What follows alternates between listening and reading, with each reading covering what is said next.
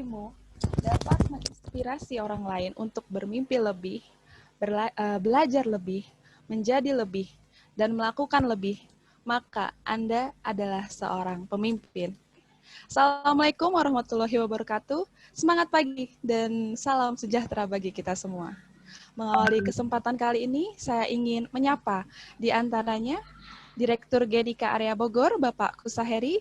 Selamat pagi, Pak Kusaheri.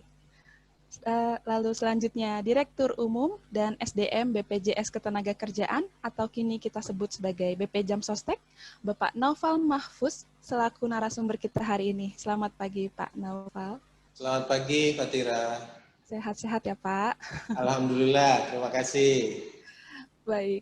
Lalu selanjutnya Senior HR Spesialis PT Indosemen Tunggal Prakarsa Tbk, Ibu Fitria Tatiana, selaku moderator yang nantinya akan memandu sesi diskusi kita pada pagi hari ini. Selamat pagi Ibu Fitria. Selamat pagi Mbak Fatira. Ya, baik. Lalu selanjutnya ialah pendukung terselenggaranya acara hari ini dari BP Jam Sostek, PT HRM Global Indonesia, dan First Time Job Training Institute. Serta tak lupa para hadirin sekalian dari beragam latar belakang, mulai dari pengelola SDM, akademik, dan lain-lain, yang setia mengikuti webinar Genika Bogor mulai dari pertama kali penyiaran.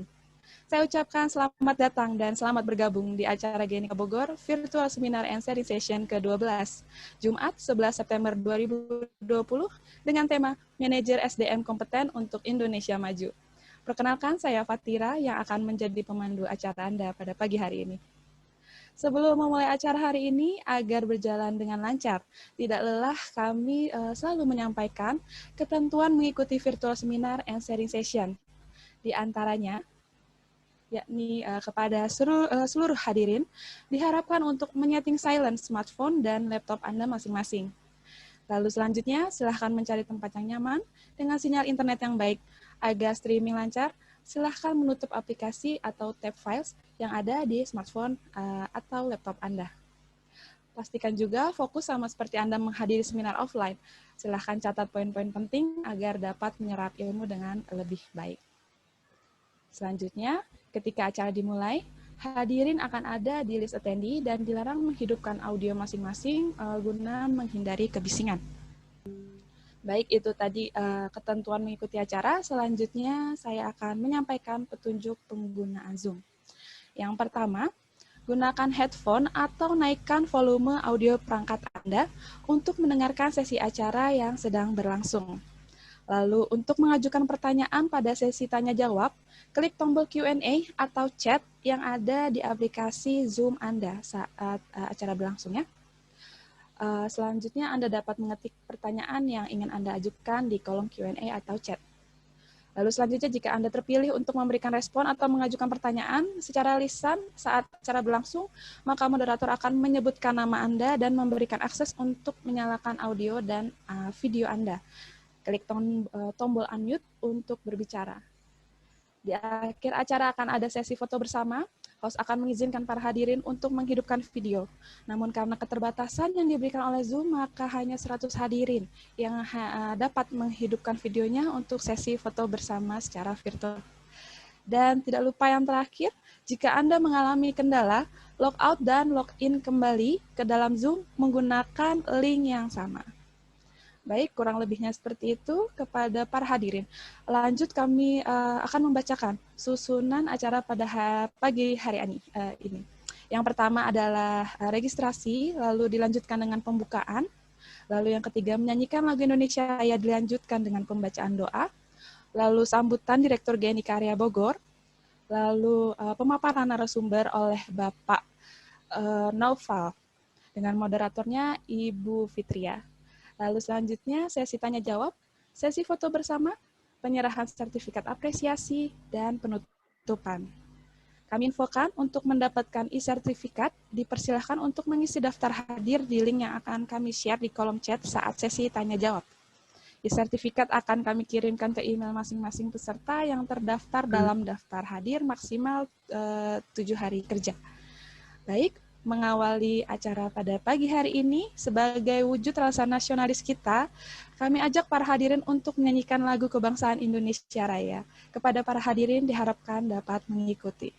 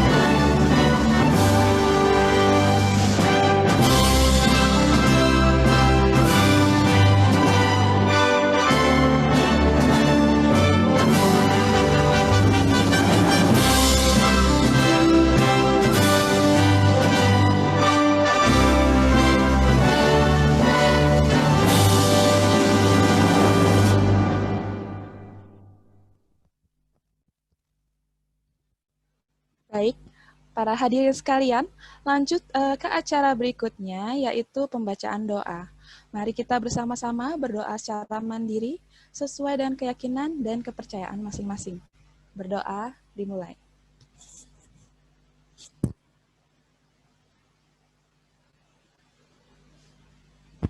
Berdoa selesai. Para hadirin sekalian, agenda berikutnya yakni sambutan dari Direktur Genika Area Bogor, Bapak Husaheri. Kami persilahkan kepada Direktur Genika Area Bogor untuk memberikan kata sambutan.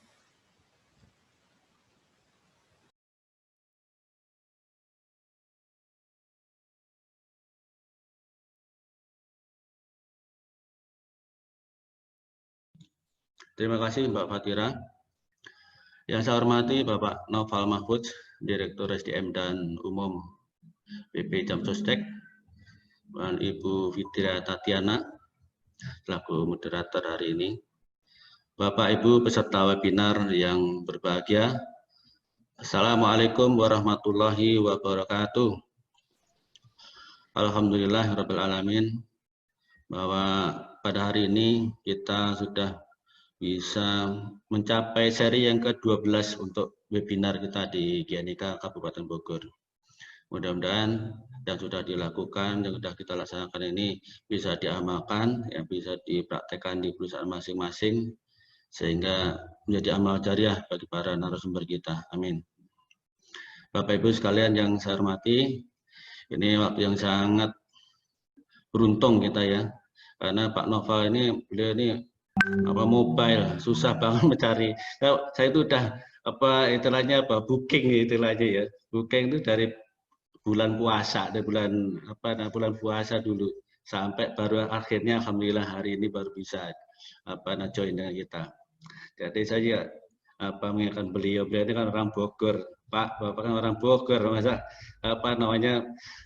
manggung di Genika Bogor susah banget ya, kasih kesempatan dong. Ya, alhamdulillah akhirnya beliau bisa nih. Jadi bersyukur banget ya. Jadi hanya tempatnya aja di Bogor, tapi sebetulnya peserta kita ini dari luar daerah juga Pak, ada dari Medan sampai Merauke juga ya. Jadi sebetulnya kita harapkan peserta dari Bogor ini banyak juga. Tapi bukan, kita tidak boleh membatasi artinya bahwa hanya Bogor saja, tapi ini dari luar daerah juga boleh ikut dalam webinar kita. Baik, mungkin sambutan dari saya tidak panjang lebar, dan rupanya nanti ada door prize juga nih rupanya nih dari narasumber kita ini, ada 5 buku nggak salah ya. Nanti mohon Bu Fitriana di ini ya, nanti dan bukunya menarik nih bukunya ya. Baik, sekian sambutan saya Bapak Ibu sekalian, dan selamat menikmati webinar kita pada hari ini, yaitu dengan tema sertifikasi manajer SDM ya untuk Indonesia Maju. Akhir kalam, assalamualaikum warahmatullahi wabarakatuh.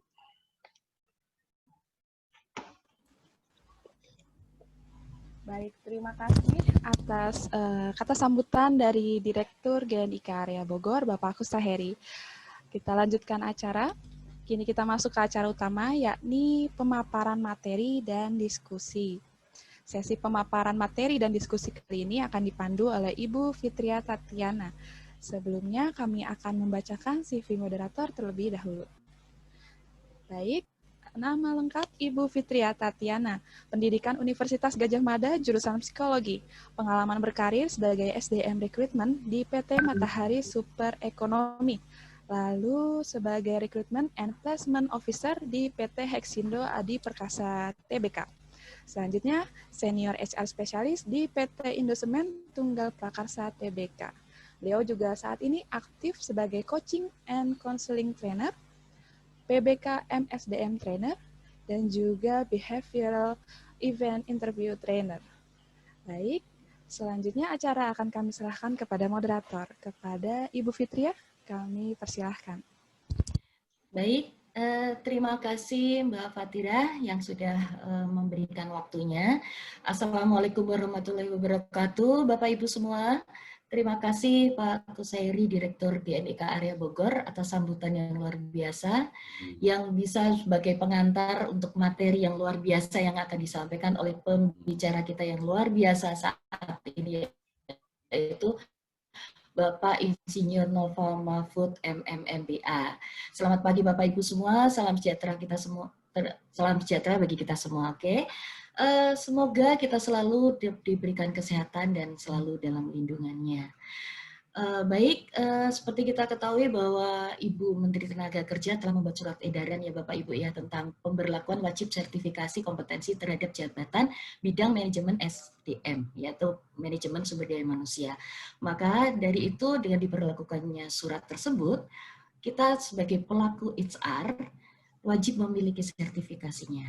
Nah, hari ini kita akan mendengarkan paparan yang akan disampaikan oleh Pak Noval mengenai manajer SDM yang kompeten itu seperti apa sih dan yang dapat membawa Indonesia maju.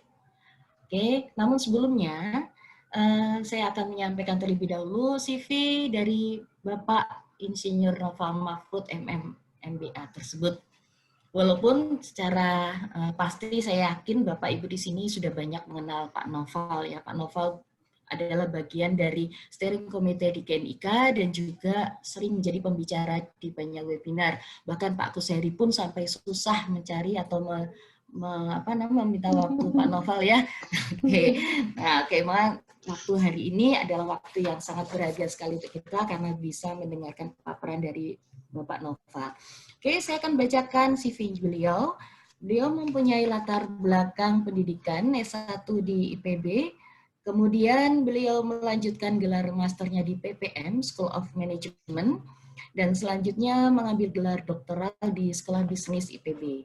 Selain itu, beliau juga menyamnon degree education, yaitu di Harvard Business School, kemudian di Berkeley University of California, kemudian di Caden USA, kemudian juga di International Training Center ILO, dan yang terakhir adalah di Songkong Graduate School of Business School. Oke. Kemudian selain itu Bapak Noval ini sudah malang melintang di beberapa perusahaan besar ya. Yang pertama sebagai General Manager of HR and GA PT Wika Indrit, kemudian sebagai General Manager of HR PT Sony Indonesia, kemudian sebagai Director of Human Capital, GA dan IT di Antara, Kantor Berita Indonesia, dan saat ini beliau menjabat sebagai Director of Human Capital NGA BPJS Ketenagakerjaan atau biasa kita sebut dengan BP Jamsostek. Kemudian selain itu, Bapak Noval ini juga luar biasa menghasilkan karya-karyanya. Yang pertama adalah The Script to Millennial Engagement, kemudian buku kedua adalah SDM Naik Kelas, kemudian buku yang berjudul What You Should Know About Corporate University, kemudian tentang kiat mengelola mogok kerja dan demo, kemudian yang terakhir adalah bukunya mengenai Excellent People, Excellent Business. Selain juga ini karena luar biasanya nih ya, Pak Noval ini sudah sering mendapatkan penghargaan nih. Dari tahun 2017 sampai 2020 ini pun beliau sudah mendapatkan penghargaan. Yang pertama penghargaan yang beliau dapat adalah The Best 10 Indonesia Director of Human Capital di tahun 2017. Kemudian The Best Leader in Integrity of Mental Revolution di tahun 2018. Kemudian Asia Chief of Human Resource Officer of the Year pada tahun 2019. Dan di tahun 2020 ini beliau mendapatkan 2 penghargaan. Yang pertama adalah Global HR Leader dan yang terakhir adalah The Best of the Best Indonesia Director of Human Capital 2020.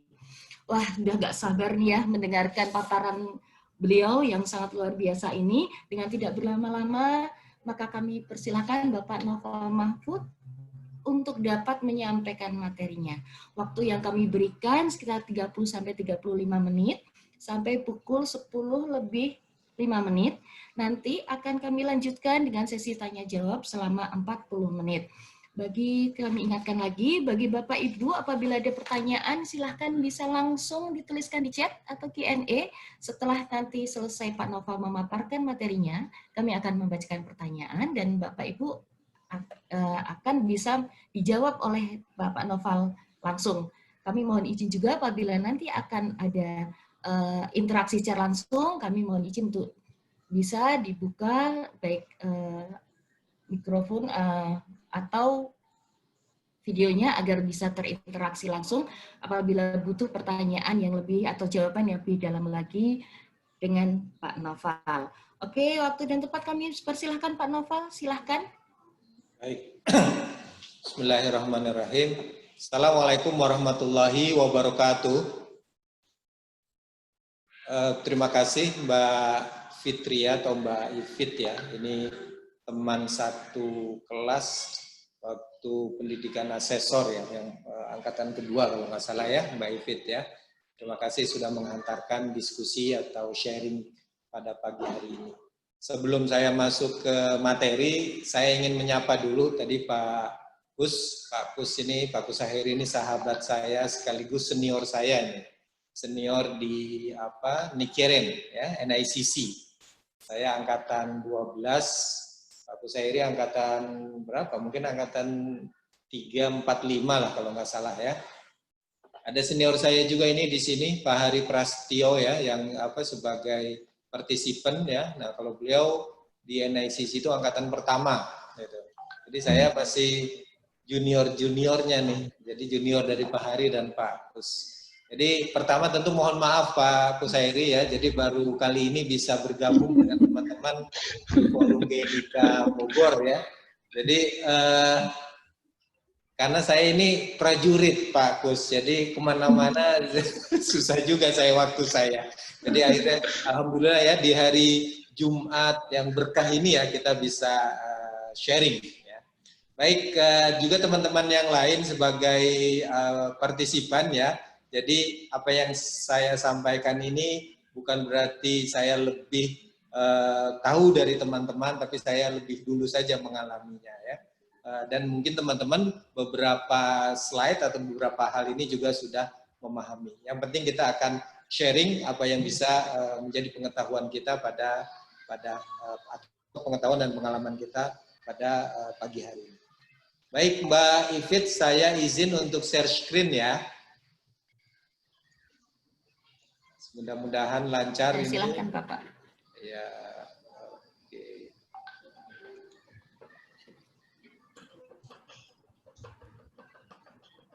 Baik, sudah terlihat belum? Sudah Pak. Sudah ya.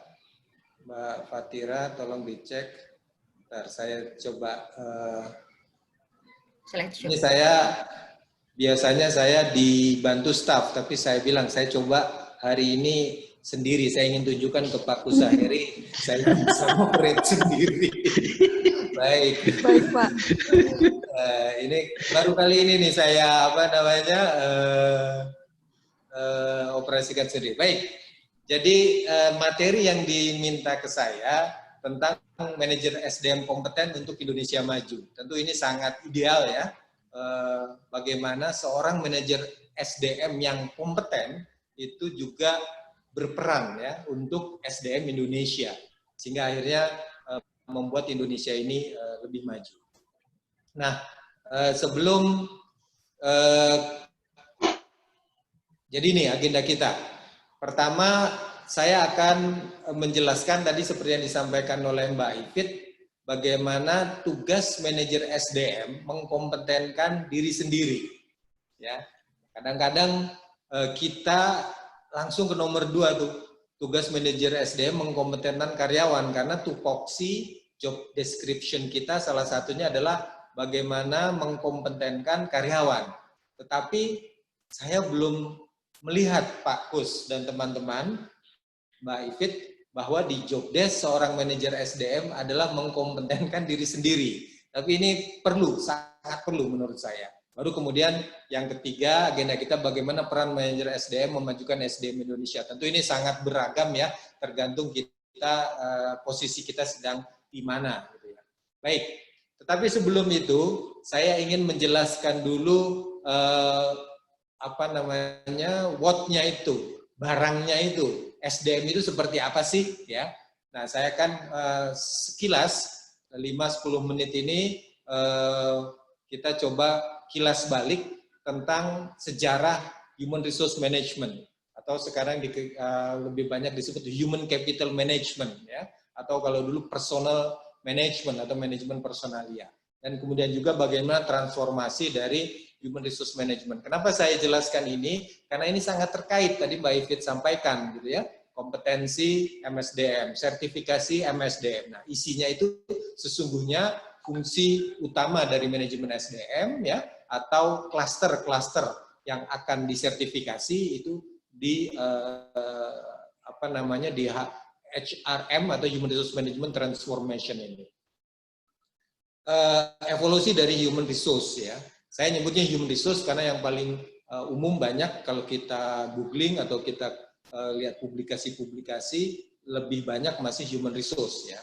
Nah, tentu tidak terlepas dari perjalanan manusia itu sendiri atau perjalanan waktu sendiri ya, mulai dari industri 2.0 kemudian perang dunia dan juga masa-masa globalisasi mulai tahun 1945. Nah, kemudian ini saya gambarkan kalau misalnya ditanya gitu ya, profesi apa sih yang paling tua di dunia? Karena kita sebagai, atau saya lah sebagai orang HR, saya bilang profesi yang paling pertama di dunia ini adalah HR. Kenapa? Karena orang membagi tugas gitu ya. Kalau Bapak Ibu yang Muslim ya, terutama membaca kisah Nabi Adam, anak-anaknya Nabi Adam itu ada Habil dan Kabil itu dibagi tugas. Kabil itu untuk mengurus peternakan, Habil itu untuk mengurus pertanian. Nah, di keluarga orang-orang zaman prasejarah dulu, orang dulu juga ada yang bertani, ada yang berburu, ada yang menangkap ikan. Nah, itu kan pembagian tugas. Jadi profesinya sudah diatur. Jadi sebenarnya HR sudah ada sejak dulu ya dari sisi profesi dan juga kompetensinya. Kan orang yang bertani belum tentu bisa menangkap ikan. Orang yang menangkap ikan belum tentu bisa menangkap hewan buruan lainnya. Kira-kira seperti itu. Nah, kemudian kita ikuti mulai dari Industrial Revolution ya, 1.0, 2.0, 3.0, dan juga 4.0. Saya tidak menjelaskan ini, teman-teman sudah lebih fasih ya barangkali tentang hal ini ya. Tentu di industri 4.0 kita diakselerasi dengan adanya COVID-19 disruption ya, dan digitalisasi seperti kali ini kita webinar ini, kita kita tidak menyangka lebih cepat ya kita lakukan forum-forum melalui webinar atau Zoom meeting seperti ini. Baik, kita mulai. Yang pertama di 18-17, saya yakin tidak ada yang hadir atau tidak ada yang lahir di tahun-tahun sekian ini. Nah, yang pertama ini dari Robert Owen. Robert Owen itu British social reformer ya, awalnya dia seorang karyawan ya, pabrik pemintalan ya. Kemudian dia mengakumulasi modal, akhirnya dia bisa membeli sebuah pabrik ya. Tetapi ketika dia jadi pemilik pabrik, justru dia mengusulkan ya jam kerja 8-hour day. Jadi kalau sekarang buruh atau pekerja itu menuntut 8 jam kerja, nah sesungguhnya si Robert Owen ini sudah tahun 1817 sudah menggagas. Jadi 8 jam kerja, 8 jam istirahat, dan 8 jam untuk katakanlah kegiatan-kegiatan pribadi. Dan Robert Owen ini juga yang menggagas tentang School for Children, Employee Housing, Child Labor Laws, Trade Union Movement ya, serikat pekerja, dan juga koperasi di perusahaan ya. Nah, singkat saya lanjut di 1943, ini hanya hints-hintsnya saja ya, dari Maslow ya. Maslow tentu satu daerah dengan Mas Kusairi ya. Jadi Abraham Harold Maslow gitu. Kalau perempuannya mungkin Mbak Low. Ini Maslow Hierarchy of Needs yang mulai dari psychological, safety, low belonging, esteem, self-actualization. Nah, sampai hari ini juga kita memakai teori Maslow dalam human resource development terutama ya. Human Resource Management. Oke, teman-teman sudah paham Maslow. Kemudian tahun 1945, nah itu muncul baru ini, School of Industrial and Labor Relation, ya, di Cornell University in New York. Ya. Jadi kalau kita sekarang ada LSP, ada apalagi Polteknaker yang khusus tentang ketenaga kerjaan gitu ya, dan seterusnya. Nah ini dulu sudah ada School of Industrial and Labor Relation tahun 1945. Kemudian tahun 1962 muncul konsep structure follow strategy ya oleh Profesor Alfred Buchmo Chandler ya. Nah, ini saya lanjut. Nah, ini yang paling menarik dan yang paling menurut saya berkaitan dengan dari sejarah human resource management ini dengan apa yang kita bicarakan hari ini, theory of competence. Jadi testing for competence rather than for intelligence. Ini yang ditulis oleh David McClellan ya di dalam jurnal di Harvard University. Nah, itu bagaimana kemudian kompetensi itulah yang kemudian menentukan bagaimana orang bisa berkinerja. Tentu ini kompetensi ini gabungan dari skill ya, knowledge, dan motivation atau attitude ya. Nah, ini teman-teman pasti sudah sangat memahami hal ini. Lanjut. Nah, ini the balance scorecard ya yang ditemukan oleh Robert atau yang digagas oleh Robert Kaplan dan David Norton. Di learning and growth itu akan lebih banyak human resource development atau human resource management dibicarakan. Selanjutnya ini kalau tadi Robert Owen dikenal dengan the father of personal management, nah ini ada Dave Olson Ulrich ya, dia lebih dikenal dengan the father of modern human resource management ya. Dia menggagas role model bagaimana HR itu sebagai employee champion, change agent, administrative expert, dan juga strategic partner. Nah, yang paling penting adalah bagaimana ini menjadi strategic partner. Dan ini menjadi salah satu soft kompetensi di di SKKNI kita. Nah, strategic partner itu atau juga business partner atau yang disebut juga business acumen. Ya. Oke, baik. Saya pikir itu untuk yang sejarahnya. Kemudian untuk transformasinya bergeser ya, mulai dari membicarakan welfare, employee care, labor union, terus menjadi training development, compliance, benefit, dan sekarang kemudian bicara tentang culture, ya, OD, performance management, human capital information system, dan seterusnya. Jadi dari individual ke organizational, dari transactional work to transformational work. Lanjut, nah ini juga transformasi sampai di tahun 2000-an sampai sekarang itu strategic partner ya, peran dari human capital management. Ini juga istilah-istilah mulai dari welfare management, labor management, personal management, human resource management, dan sekarang lebih banyak orang mengenal human capital management. Ini terminologi. Nah, tetap kemudian kita memakai sumber daya manusia. Human capital, teman-teman banyak yang menggagas menjadi modal insani, termasuk guru kita Pak Ruki juga waktu itu sempat memperkenalkan istilah modal insani. Tetapi di Kemnaker tetap kita memakai istilah sumber daya manusia. Ya, Human Capital Management ini nanti sekarang ini akan banyak bercerita tentang employee champion, multi-skill talents, center of excellence, change agents, dan seterusnya, terutama juga di business partner. Nah, ada beberapa hal penting ya dari human capital management yang sedang kita hadapi, terutama terkait dengan loss and emergent jobs. Jadi ada beberapa pekerjaan yang hilang dan beberapa pekerjaan yang muncul. Ya, tiketing mungkin sekarang sudah mulai berkurang, teller sekarang berkurang gitu ya. Kemudian apalagi yang berkurang?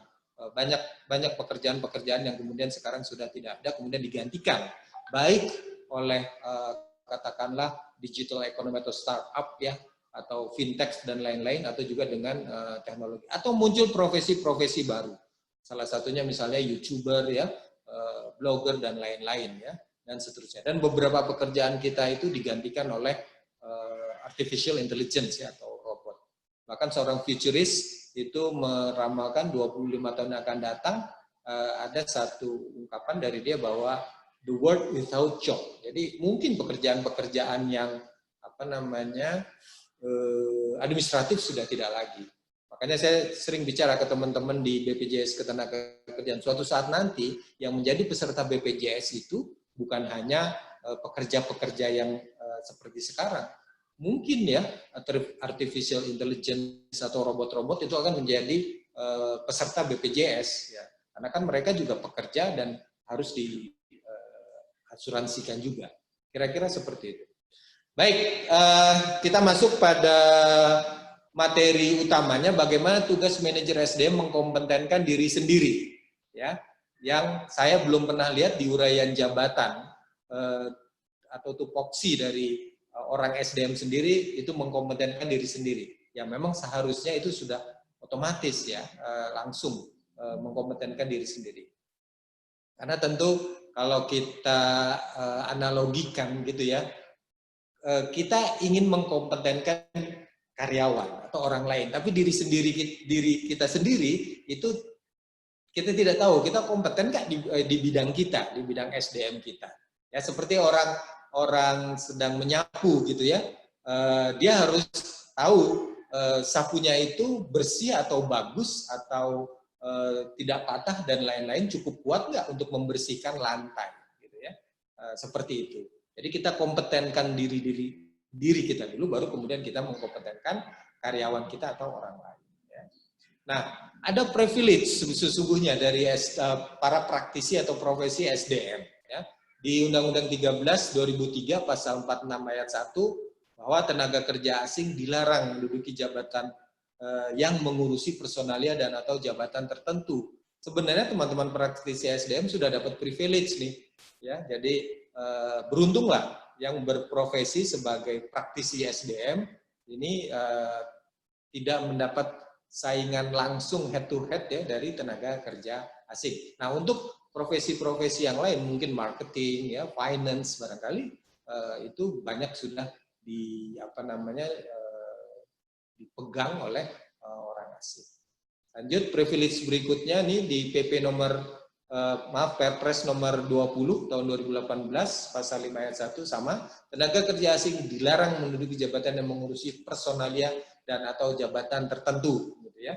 Jadi Pak Kus dan teman-teman itu sulit tergeser gitu oleh tenaga kerja asing gitu ya, karena di bidang personalia. Lanjut, nah ini juga ada Kepmenaker dan Trans tahun 2012 nomor 40 tentang jabatan tertentu yang dilarang diduduki tenaga kerja asing ya. Direktur personalia, manajemen hubungan industrial, manajer personalia, supervisor pengembangan dan seterusnya sampai A, B, C, D, E, saya tidak tulis semua sampai S, sampai penyelenggara keselamatan kerja pegawai, occupational safety specialist, itu juga tidak boleh diduduki tenaga kerja asing. Jadi sebenarnya para praktisi SDM ini sudah punya modal yang dilindungi oleh undang-undang. Nah, sekarang bagaimana karena sudah persaingannya ini sudah dibatasi. Nah, sekarang bagaimana kita mengkompetenkan diri kita sendiri, ya. Nah, biasanya kalau kompeten gitu dan sertifikasi ini menjadi dua sisi mata uang ya yang tidak bisa kita pisahkan. Tahu dari mana kalau kita atau para praktisi SDM ini kompeten? Tentu sudah tersertifikasi, gitu kan. Mungkin kalau analoginya misalnya gini, ketika kita sekolah lah SD, SMP, SMA, gitu kan, atau kuliah, gitu kan. Iya, saya sudah lulus SD, saya sudah lulus SMP, sudah lulus SMA, sudah lulus kuliah. Tapi mana buktinya? Nah, itu melalui ijazah.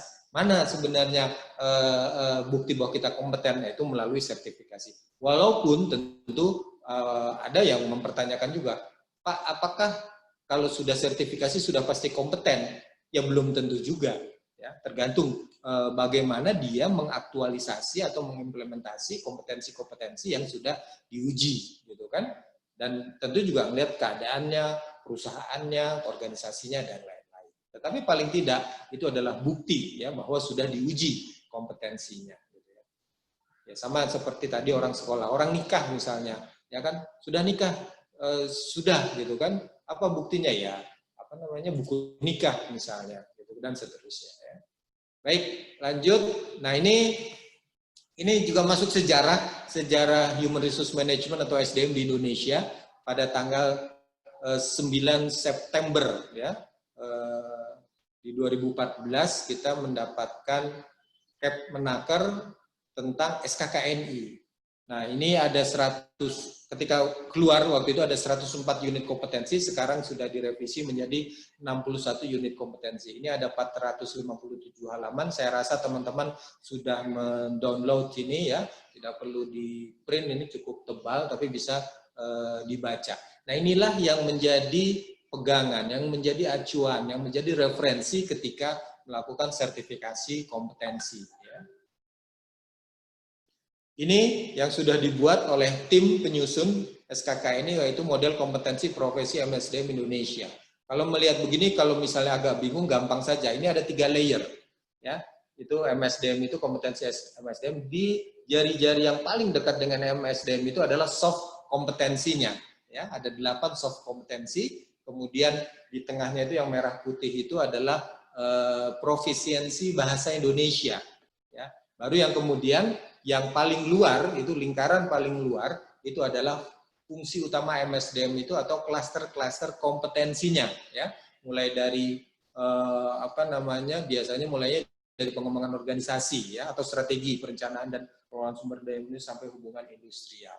Saya akan jelaskan sedikit, tidak detail, tapi coba kita lihat. Nah, yang paling penting sebenarnya supaya menyederhanakan. Jadi dari tadi model kompetensi profesi MSDM Indonesia ini ada 3 tuh. Prasyarat dasar generik atau soft kompetensinya yang ada 8, kemudian profisiensi bahasa Indonesia, dan kemudian fungsi utama manajemen SDM. Nah ini yang kemudian fungsi manajemen SDM ini yang kita sertifikasi.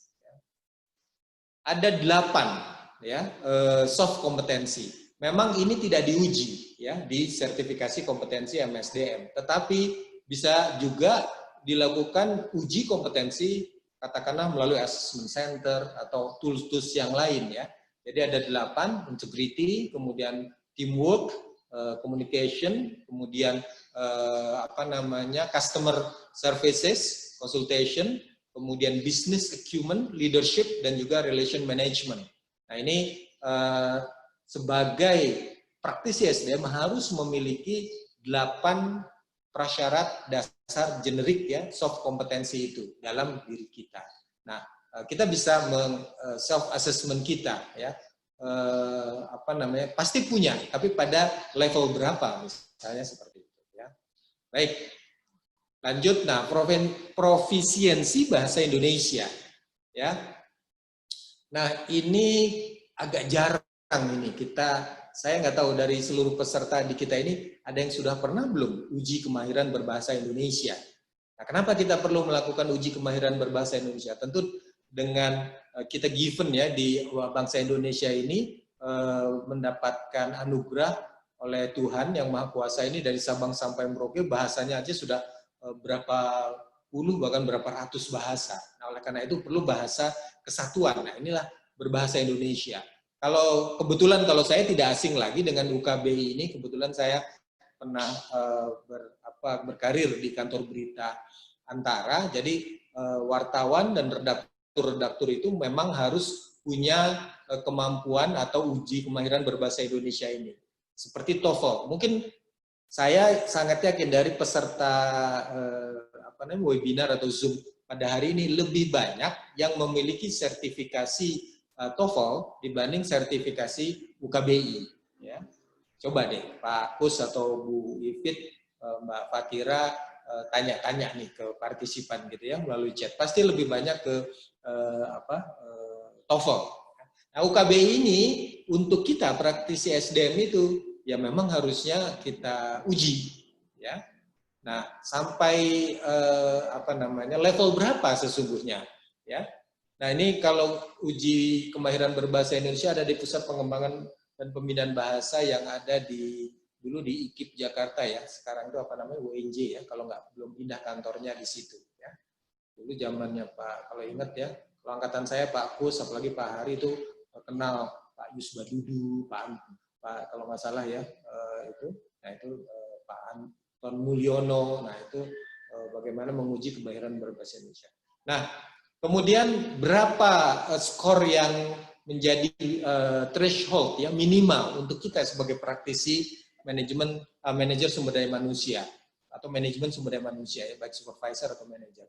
Itu di tingkat 3 unggul ya. 578 sampai 640. Kalau teman-teman di media semenjana atau marginal atau terbatas, nah itu berarti belum kompeten kita anggap sebagai praktisi SDM. Nah, kenapa ini dibutuhkan ya teman-teman semua?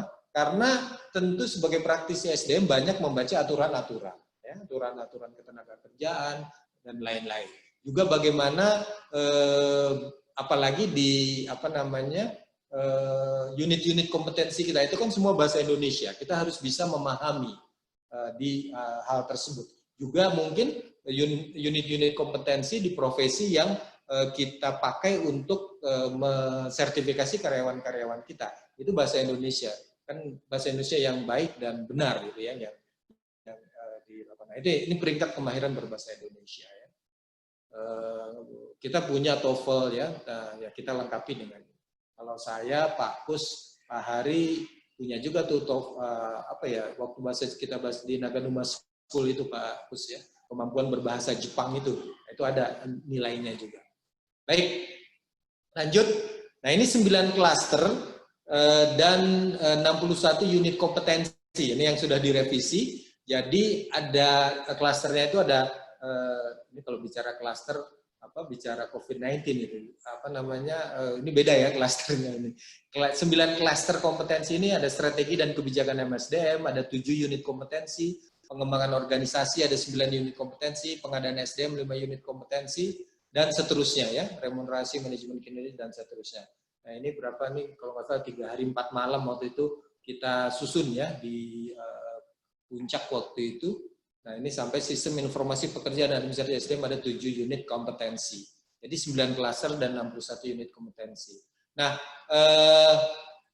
ini yang kemudian akan disertifikasi ke praktisi MSDM. Nah, sampai hari ini saya minta informasi ke Pak Toto ya, Ketua LSP MSDM Indonesia, itu hari ini ada sekitar 500-an ya asesor ya, termasuk Pak Hari, Pak Kus, Bu Ifit gitu ya, dan teman-teman mungkin yang hadir di sini ya. Kemudian sudah sekitar 4.000-an yang disertifikasi ya kompetensinya, kompetensi MSDM-nya. Dan kemudian LSP-nya ada sekitar 10 sampai 15 termasuk LSP MSDM Indonesia. 2 hari lalu saya diundang oleh teman-teman dari Forum Human Capital ya, dari LSP Human Capital di PTPN ya, yang di Jogja itu juga LSP untuk MSDM, sertifikasi MSDM ya.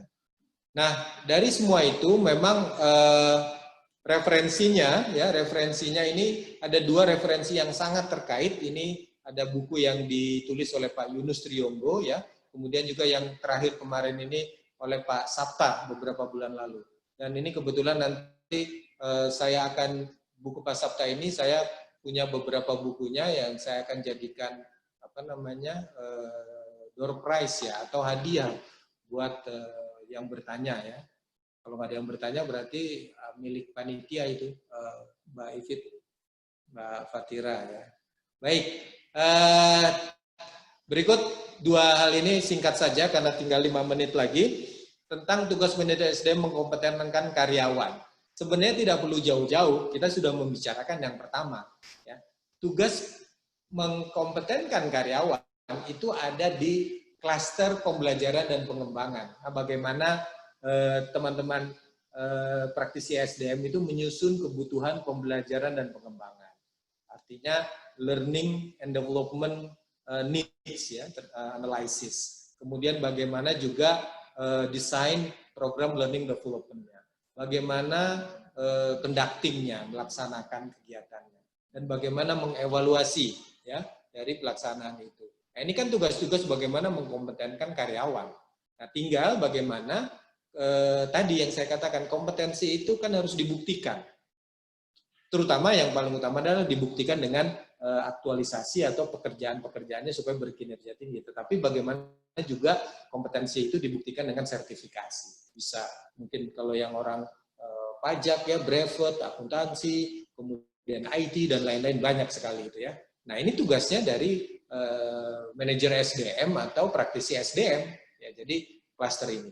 Nah, kemudian satu klaster lagi yang sangat terkait dengan bagaimana manajer SDM itu mengkompetenkan karyawan ya di manajemen talenta. Jadi merancang model dan kamus kompetensi udah jelas banget itu ya, mengelola kegiatan assessment dan seterusnya sampai melakukan konsultasi karir. Jadi Pak Kus, Bu Ifit dan teman-teman semua, kalau ditanya bagaimana caranya mengkompetenkan karyawan, ya jalankan 2 klaster ini ya. Tadi learning dan development atau pembelajaran dan pengembangan serta talent management. Baik, nanti kita diskusikan lagi kalau ada waktu. Nah, sekarang bagaimana peran manajer SDM memajukan SDM Indonesia? Tentu ini sangat relatif ya, artinya di mana kita sebenarnya dengan kita mengkompetenkan karyawan kita, katakanlah karyawan kita 100, 200, 300, 1000, 2000, 3000, 6000. Kalau kita sudah bisa kompetenkan, tentu kita bersama-sama secara, katakanlah tadi, ada berapa asesor kita, ya, ada berapa praktisi SDM di Indonesia. Ya, tadi 4000-an sudah sertifikasi. Kemudian satu orang itu bisa mengkompetenkan 100 atau 200 orang. Ya, tentu memajukan SDM Indonesia tentu. Nah, tetapi kan bukan hanya terbatas karyawan sesungguhnya. Saya ingin mengutip apa yang disampaikan Pak Jokowi, ya, yang mengatakan bahwa Indonesia perlu melakukan perombakan besar-besaran mengenai kualitas SDM. Ini di tahun lalu ini pernyataannya di pertengahan 2019 ya.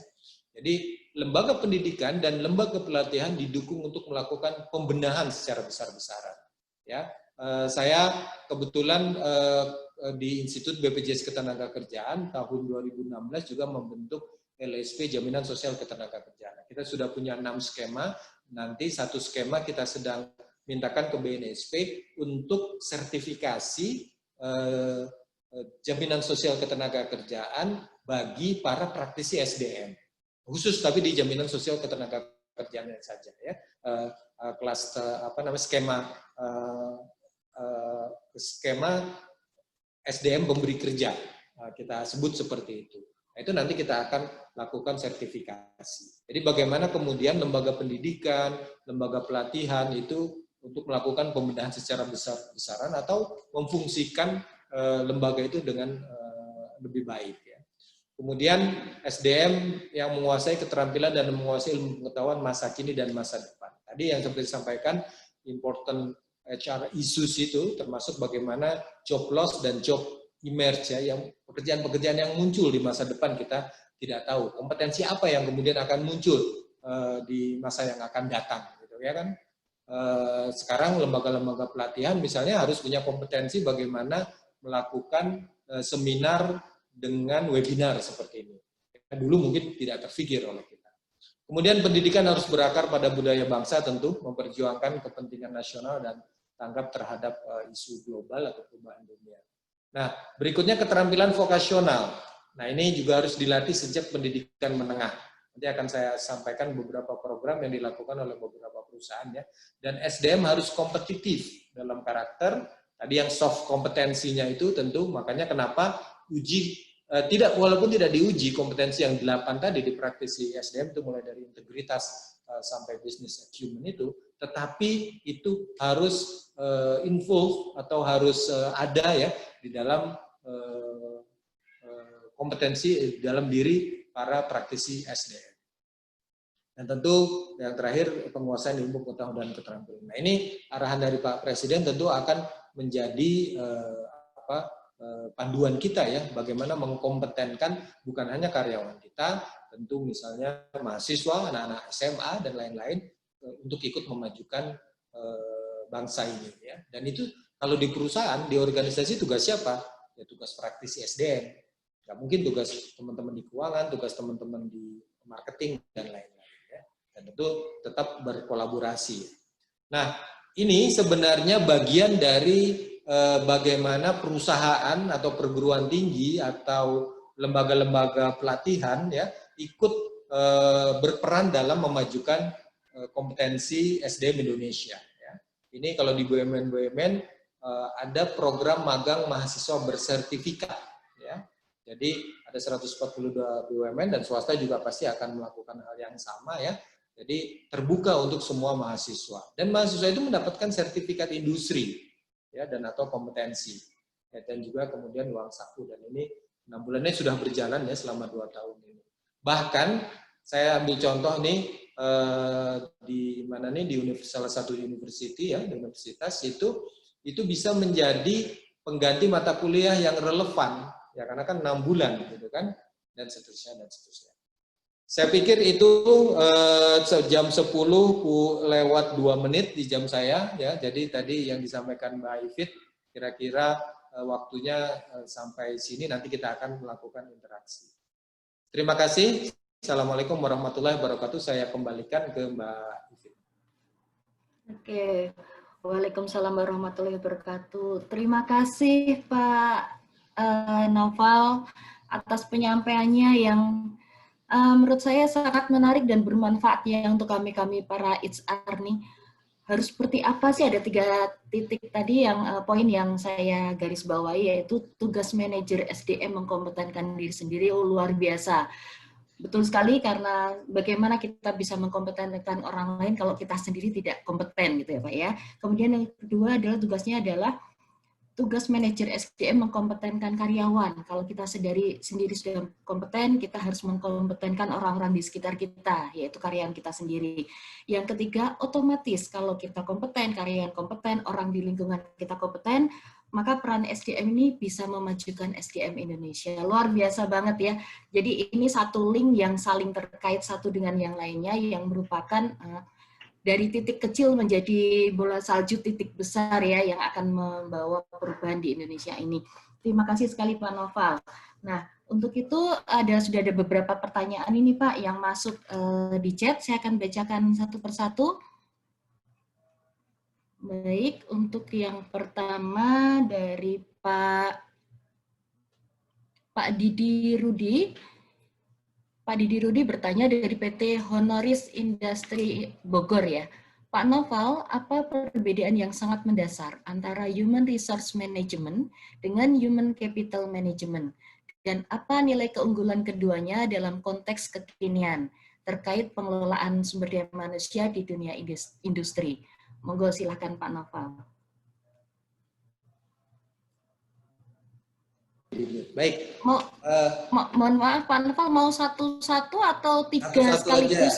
Satu, oke siap. Satu saja. Saya sudah kepala 5 Mbak Ivit. Takutnya kalau lihat 2-3 pertanyaan nanti lupa gitu ya.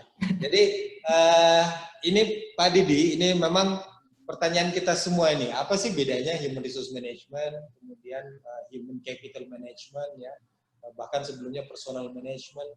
Sebelumnya lagi pernah saya ingat di tahun 2000-an itu ada human asset management, gitu ya. Jadi simpelnya nanti Bapak bisa cari apa namanya buku-buku, jurnal dan lain-lain gitu ya. Walaupun tadi saya bilang kalau kita googling tentu karena sudah lebih awal dan lebih lama beredar di publikasi-publikasi, human resource management masih cukup banyak, gitu ya. Namun nilai rasa dari human capital itu yang dirasakan itu lebih kepada bahwa human capital ini yang kemudian jadi gini, kalau human resource itu katakanlah kita punya karyawan 6.000, gitu ya.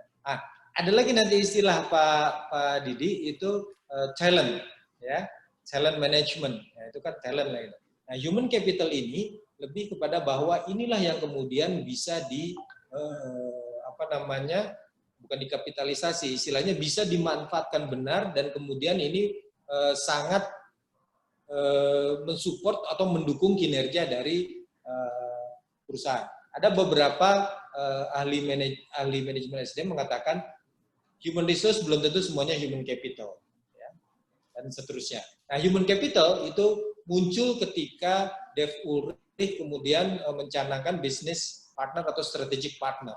Jadi human capital itu bukan lagi dimiliki oleh orang, ya, yang kemudian hanya mengurusi SDM saja, tapi dia bisa membaca bisnis, katakanlah gitu. Makanya sekarang teman-teman praktisi SDM itu business acumen-nya atau pengetahuan tentang bisnisnya itu harus lebih dibanding masa-masa lalu, seperti itu. Kira-kira seperti itu Pak Didi, ya. Jadi nanti coba cari literatur yang lain, tapi paling tidak human capital management adalah bagaimana seorang praktisi SDM ini bisa memahami bisnis di tempat atau di organisasi. Jadi proses bisnis, model bisnis itu mereka menguasai.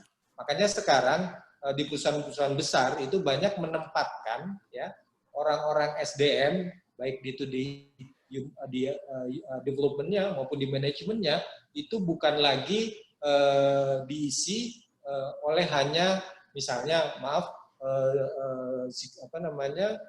lulusan psikologi atau lulusan hukum atau lulusan manajemen, tapi lulusan teknik, ya, teknik industri ataupun teknik mesin jika itu perusahaan yang misalnya katakanlah perusahaan otomotif dan lain-lainnya, karena lebih bisa memberikan masukan di bidang bisnisnya itu sendiri. Ya. Tadi yang kalau saya sampaikan tuh human capital management itu ada di slide saya, bagaimana bisa menjadi change agent, kemudian bisa strategic partner, ya, kemudian juga center of excellence dan lain-lain seperti itu. Barangkali itu perluasan konsepnya, ya Pak Didi. Nah, di kita tadi tetap memang apapun namanya, mulai dari mulai dari personal management, kemudian human resource management, kemudian human capital management, kita istilahkan di Permenaker atau di Kemenaker itu tetap SDM, ya, sumber daya manusia. Begitu, Mbak Ivit. Oke, baik, terima kasih Pak Novel. Pak Didi Rudi Prayitno, apakah sudah terpuaskan? Semoga sudah terpuaskan ya Pak, ya. Ya, terima kasih Pak Fitri. Iya, terima kasih Pak Didi. Terima kasih Pak Nova. Ya, sama-sama Pak Didi.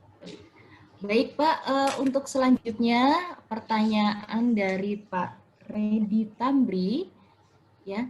Pagi Pak Noval, di dalam era VUCA dan pandemi COVID-19 sekarang, bagaimana seorang HR dapat menjadi agile untuk dapat mengkompetenkan dirinya supaya mengikuti kebutuhan organisasi? Apa yang harus dilakukan? Terima kasih. Monggo silakan Pak Noval. Baik, ini tadinya sebenarnya saya ingin tambahkan ini, karena memang saya ingin juga diskusi nanti dengan teman-teman senior-senior saya praktisi SDM. Ada tambahan satu kompetensi lagi sesungguhnya pada hari ini, ya. Karena kita ini diakselerasi oleh COVID-19, ya, untuk segera melakukan perubahan-perubahan, ya. Bahkan yang saya katakan kita mulai lagi dari survival lagi, gitu kan. Nah, oleh karena itu mohon maaf tadi Pak siapa? Pak Redi Tambri. Pak Redi, ya. Pak Redi. Pak Redi ya. Mohon maaf kalau salah spelling ya Pak Redi. Jadi ada satu kemampuan lagi yang saya juga sampaikan ke teman-teman saya di SDM itu, karena SDM gitu menjadi garda terdepan nih sekarang dalam bagaimana kita menghandle atau mengelola kondisi new normal ya, atau menuju new normal itu, yaitu kemampuan beradaptasi ya, atau adaptation quotient kita itu salah satu kompetensi yang harus kita kuasai lagi ya, adaptasi. Nah, itu menurut saya sebenarnya sebelum munculnya COVID-19 itu kita juga karena ada digital teknologi dan lain-lain ya, era VUCA tadi yang disebutkan, kita harus segera beradaptasi ya. Tapi ini dipercepat. Nah, jadi saya ingin sampaikan bahwa salah satu kemampuan praktisi SDM satu lagi adalah bagaimana kemampuan beradaptasi. Sama seperti tadi, bagaimana kita meminta karyawan kita atau unit kerja yang lain untuk bisa beradaptasi, misalnya dengan kondisi apa sekarang ini, WFH, ya, kemudian WAO, physical distancing, disiplin memakai masker, dan seterusnya. Itu kan mungkin teman-teman praktisi SDM yang kemudian diberi tugas ya untuk mendisiplinkan teman-teman. Bagaimana kita ingin membuat teman-teman itu bisa beradaptasi dengan baik kalau kita sendiri tidak punya kemampuan atau kompetensi adaptasi dengan baik. Itu yang paling dasar menurut saya. Nah, lain-lain akan sangat tergantung dari perusahaannya. Misalnya, di tempat kami sekarang sudah bergeser dari physical services menjadi digital services. Kita punya program lapak asik ya, layanan tanpa kontak fisik, gitu kan. Jadi teman-teman harus bisa itu, apapun ya. Kebetulan karena karyawan di BP Jam Sostek ini 76% millennials, nah itu untuk berubah dari physical services ke digital services, teman-teman di pelayanan itu tidak terlalu sulit ya. Nah, akan halnya misalnya di satu organisasi yang Gen X-nya itu dominan dibanding Gen Y-nya atau millennials, ya mungkin itu perlu effort khusus ya. Begitu Pak Redi ya, Mbak Ivit. Mudah-mudahan tidak puas, jadi nanti kita bisa diskusi lagi. Baik, terima kasih Pak Redi. Apakah sudah terpenuhi jawaban Pak Noval terhadap pertanyaannya? Ya, cukup Bu. Terima kasih Pak Noval. Oke, terima kasih Pak Redi. Ya. Selanjutnya dari Pak Irwan Syahmana dari Apindo Kota Bogor ya, Pak Irwan Syah ini PT Andalan Fleet System. Pak Noval, kapan kita perlu memisahkan posisi Human Resource Manager dengan posisi Industrial Relations Manager? Nah, ini dia nih Pak. Silahkan, monggo Pak Noval. Ya, ini Pak siapa tadi? Tuh kan betul lupa saya. Pak Irwan Syah, Pak. Pak Irwan Syah, Pak. Pak Irwan Syah, ini pertanyaan bagus. Ini juga ketika kita awal, Pak Kusairi, Pak Hari, mohon koreksi ya kalau saya salah. Waktu kita menyusun SKKNI, apakah industrial relation ya, hubungan industrial itu masuk dalam kompetensi SKKNI sekarang? Memang ini agak khusus ya, agak khusus dalam arti ilmunya mungkin bisa saja tersendiri. Tapi waktu itu kita sampaikan bahwa manajemen sumber daya manusia yang komprehensif itu termasuk juga industrial relation. Di beberapa perusahaan itu terpisah, Pak. Ya, Pak Irwan saya. Tapi di beberapa perusahaan itu bergabung. Saya melihat kontekstualnya ya. Jadi situasional saja. Artinya jika dalam satu perusahaan itu banyak hal-hal atau industrial relation case-nya bahkan ya dan lain-lain, itu lebih baik tersendiri, bisa lebih independen ya dibanding, karena nanti akan sangat bukan bertolak belakang tapi agak berjauhan dengan teman-teman yang di learning misalnya, development ya dan seterusnya, walaupun nanti akan terkait ya. Jadi saya melihat itu situasional saja, tergantung situasinya. Jika banyak hal di industrial relation itu, maka kemudian itu memang harus dikelola secara khusus gitu ya. Tapi kalau di SKKNI kita itu tergabung. Sempat memang kita pisahkan. Nah, kalau nggak salah di Singapura itu terpisah SKKNI-nya antara Human Resource Management dengan Industrial Relation Management. Baik, begitu Pak Irwansyah ya, Bu Ivit. Ya. Baik, Pak Irwansyah, apakah sudah jelas yang disampaikan Dari Pak Apindo Noval? Bogor ya, Pak Irwansyah ya. Ya, Salam dari buat Apindo Bogor, teman-teman Pak. saya di Apindo Bogor ya. Tetangga saya banyak itu yang pengusaha-pengusaha. Ya, secara rumah Pak Noval di Bogor juga ya, Pak. Ya itu tadi sindirannya Pak Kus gitu. Mentang-mentang kok warga Bogor. Oh, saya sehari-harinya di Jakarta soalnya. Numpang tidurnya di Bogor. Baik, Pak Ifit, lanjut. Baik, ya untuk selanjutnya dari Pak Dodi Pramadi, Pak. Salam kompeten, saya Dodi Pramadi dari PT Pupuk Kujang. Pada saat ini dalam transformasi budaya kerja masih terkendala dengan model piramid hierarki, sehingga lebih bersifat mekanisme yang dibatasi oleh struktur. Padahal tantangan bisnis saat ini membutuhkan perilaku SDM yang mudah beradaptasi, cepat merespon VUCA yang terjadi saat ini. Apa yang harus dilakukan agar kompetensi-kompetensi SDM ini bisa tumbuh dengan cepat tanpa dibatasi jenjang hierarki?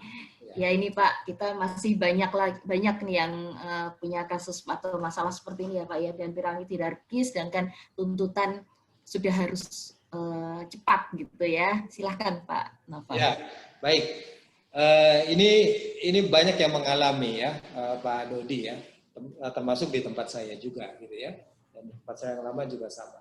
Kita memang belum ya, perusahaan-perusahaan atau organisasi-organisasi di Indonesia ini belum berani ya, lebih flat lagi organisasinya atau flat organization ya.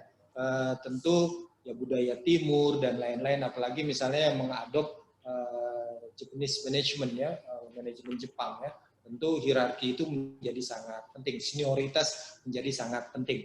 Nah, beberapa perusahaan termasuk di tempat kami mengatasinya begini, tentu kita punya ya vision, mission ya, kemudian ada values. Nah, values-nya ini yang kemudian disepakati ya. Walaupun values ini top down ya, tentu ini digali dari kondisi di perusahaan itu, di perusahaan tersebut ya. Contohnya begini, kalau untuk mengatasi yang saya lakukan gitu, yang kami lakukan adalah bagaimana mengubah, tentu juga tidak mudah, mengubah leadership style misalnya ya. Misalnya contohnya begini, kan kalau anak-anak milenial sekarang itu mereka lebih casual ya. Jadi bagaimana kita berkomunikasi, berinteraksi itu nyaris tidak ada batas gitu ya. Mereka lebih egaliter lah begitu. Maka kemudian kita terapkan leadership-nya yang casual leadership ya. Tentu tetap dengan sopan santun dan seterusnya ya. Nah, casual leadership ini bagaimana kemudian mengencourage mereka, kemudian dan yang paling penting tentu keteladanan ya, barangkali yang paling utama sebelum kita menggunakan casual leadership-nya itu. Nah, ketika kita jalankan itu, komunikasi itu terjadi, interaksi komunikasi itu terjadi dengan baik, itu kemudian tadi hierarki itu tentu kemudian bisa kita katakanlah, kalau tadi garisnya hitam pekat gitu ya, kita bisa jadikan abu-abu dan kemudian bisa kita lakukan mekanisme organisasi tadi yang apalagi sekarang harus cepat ya, pengambilan keputusan juga harus cepat dan harus lebih fleksibel dan seterusnya. Itu mungkin bisa diatasi ya, hal tersebut ya. Jadi tentu akan tergantung kondisi perusahaan masing-masing ya, tapi ini bisa dilakukan oleh beberapa perusahaan termasuk di tempat kami. Begitu Pak Dodi, Mbak Ifit. Ya, bagaimana Pak Dodi, pelan-pelan tapi pasti paling tidak berusaha untuk adanya suatu perubahan gitu ya Pak Novel ya. Bagaimana Pak Dodi? Oke. Baik, untuk selanjutnya dari dari Ibu Dwi Nugraha ya. Maaf, Ibu atau Bapak ya? Namanya Dwi Nugraha. Baik, Pak Novel, apa beda UKBI dengan BIPA? Apakah mendapatkannya juga dari Universitas UNES Semarang atau lembaga bahasa? Boleh silakan Pak, yang tadi bahasa itu. Ya, saya malah baru dengar apa satu lagi tadi? BIPA. BIPA itu apa? Nah, nggak tahu Pak. Boleh Mbak Dwi atau Mas Dwi ini ya? Silakan boleh dibuka mic-nya. Justru kita nanti dapat ini nih, dapat insight nih dari Pak Dwi atau Bu Dwi ya. Atau Pak Kus, paham nggak tuh Pak? Apa namanya tuh? Satu lagi. Kalau BIPA. UKBI dengan BIPA Pak, BIPA. BIPA ya. Kalau yang kami pahami ya, diskusi kita ketika awal kita mencantumkan itu ya memang karena dari Kementerian Pendidikan dan Kebudayaan itu hanya ada UKBI. Ya. Tentu kita akan pakai itu. Tapi ini mungkin juga bisa menjadi alternatif ya. Contohnya seperti TOEFL ya. Kemudian ada TOEIC ya. Kemudian ada IELTS misalnya, ya kan? Nah, itu barangkali menjadi alternatif. Tapi yang menjadi di SKKNI kita peraturan dari Menteri Tenaga Kerja itu adalah UKBI. Barangkali mungkin Pak Dwi nanti bisa share juga kalau dikasih kesempatan ya. Yang satu lagi itu apa bedanya dengan kita nih di UKBI. Oke, mungkin saya panggil dulu Pak atau Ibu Dwi, boleh silahkan open mic. Halo? Mungkin sedang tidak. Halo, ya Ibu Dwi ya? Bapak, Ibu. Oh, Bapak, Pak. Saya dari Semarang, Bapak Dwi Nugraha. Ya, oke, silakan Pak. Silakan, suaranya agak kecil Pak. Boleh? Boleh. Pertanyaannya boleh disampaikan kepada Pak Noval. Tadi ada pertanyaan dari Pak Noval juga. BIPA itu apa ya Pak? Gitu. Silakan Pak. Selamat pagi Pak Noval. Pagi Pak Dwi. Untuk BIPA ini bahasa Indonesia untuk penutur asing, Bapak. Oh. Nah, itu apakah sama? Karena kalau kita ngurus TKA kan, kalau mereka stay di sini harus seperti itu, gitu. Ya. Oke. Iya. Baik, saya paham maksudnya, Pak Dwi. Ya, saya jadi ingat Pak, waktu saya kerja di Sony 13 tahun lalu. Itu juga kan ada 3 orang ya, orang Jepang itu ya. Tapi kita tidak pakai itu. Ini memang kalau untuk penutur asing ini kan sebenarnya TOEFL istilahnya TOEFL yang dibalik ya gitu ya. Kalau kita TOEFL, kalau dia BIPA ini kan. Nah, kalau dalam konteks ini Pak Dwi, konteks SKKNI kita tentu tidak, karena ininya kita masukkan adalah UKBI. Dan kebetulan kan memang tenaga kerja asing belum bisa atau tidak bisa mengisi jabatan-jabatan di bidang SDM. Nah, tetapi BIPA ini bisa jadi akan bermanfaat mungkin untuk persyaratan-persyaratan lainnya. Misalnya tadi untuk mereka bekerja di Indonesia seperti itu. Itu seperti itu. Jadi kalau dalam konteks SKKN ini kita pakai UKBI. Ya. Kalau BIPA ini kan untuk penutur asing ya tadi ya. Jadi untuk orang asing yang ingin punya sertifikasi bahasa Indonesia itu. Tapi kalau misalnya orang asing ingin ambil UKBI ya bisa saja. Cuman kan tadi kalau untuk SDM kita kan membatasi ya tidak boleh tenaga kerja asing. Gitu Pak Dwi, terima kasih nih insight-nya buat kita dan buat saya terutama ya. Terima kasih Pak Noval. Baik, terima kasih Pak Dwi. Mohon maaf tadi salah ya, jadi Bu. Oke, untuk selanjutnya dari Pak Zulham Effendi Pak. Praktisi HR, saya praktisi HR yang masih baru. Saya ingin tanyakan adalah untuk menjadi seorang manajer SDM yang unggul atau kompeten, apakah saya harus menjadi HR generalis terlebih dahulu? Artinya apabila kita sebagai staf spesialis, misalnya rekrutmen staf, harus memiliki inisiatif untuk minta rotasi agar mahir di HR ranah lain. Contohnya payroll, HI, training, dan lain sebagainya. Mengingat untuk mendapatkan sertifikasi skema manajer HR, harus lulus kurang lebih 20 UK. Kalau manajer 31 UK ya, unit kompetensi. Mohon pencerahannya Pak Noval, ini banyak sekali ini memang terjadi, jadi banyak yang spesialis, sedangkan sertifikasinya yang ada adalah generalis gitu ya Pak ya. Silakan Pak. Ya, baik. Tentu nih teman-teman yang menyusun SKK ini tidak berhenti di sini saja ya. Saya walaupun tidak terlalu in charge ya, tetapi memang untuk HR spesialis nanti juga akan kita siapkan ya untuk sertifikasi sendiri. Namun sesungguhnya yang terjadi tadi ada pertanyaan bagaimana saya supaya menjadi generalis. Sertifikasi itu kan sebenarnya sudah pada di hilirnya gitu ya. Tetapi bagaimana karir seorang praktisi SDM sesungguhnya. Memang biasanya begini, kalau kita bekerja di perusahaan yang sudah established dan besar, tentu dibutuhkan itu orang-orang atau staff-staff yang spesialis, mungkin tidak hanya di HR ya, tetapi juga di bagian lain. Itu lebih kepada spesialis. Nah, oleh karena itu tentu agak sulit untuk berotasi atau bahkan jangan-jangan kalau kebijakan karir di perusahaan itu free flow-nya cukup bagus, bahkan bisa berputar ke banyak hal ya. Nah, karena itu menurut saya ya apakah saya tadi perlu meminta kepada atasan saya untuk ditempatkan di sini ya? Ya tergantung dari culture dari perusahaan tersebut. Kalau itu bisa memungkinkan silakan. Tetapi tentu perusahaan pasti kalau perusahaan yang baik tentu akan bagaimana melakukan katakanlah memutar karir teman-teman ini.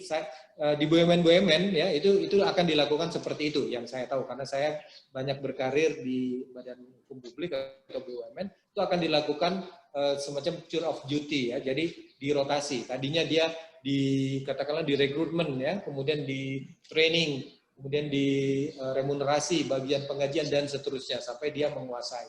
Nah, sehingga akhirnya ketika mengambil sertifikasi tentu semua ini sudah dilalui ya, dan portofolionya itu cukup lengkap.